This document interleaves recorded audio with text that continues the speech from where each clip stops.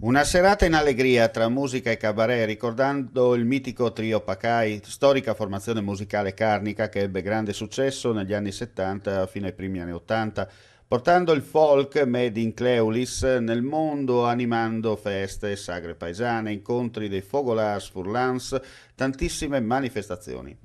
Un successo senza precedenti per l'epoca che ha portato anche alla pubblicazione di audiocassette, dischi LP, 45 giri.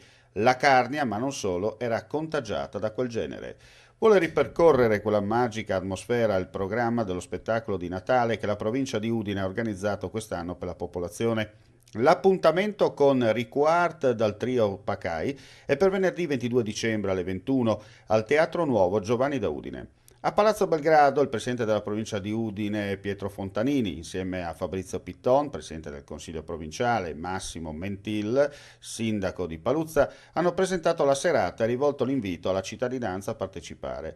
L'evento omaggio, curato dall'associazione Canzoni di Confine, con la direzione artistica del maestro Walter C. Vilotti e la collaborazione di Alessio Screm, musicologo e direttore del premio internazionale Fisarmonicisti Trio Pacai, vedrà susseguirsi l'esecuzione delle musiche dei Pacai e Morocutti, intercalate dalle storie di personaggi della nostra terra, sapientemente proposte dal trio Cabarete, composto da Caterina Tomasullo e Tiziano Cosettini, con il coordinamento di Claudio Moretti che presenterà la serata.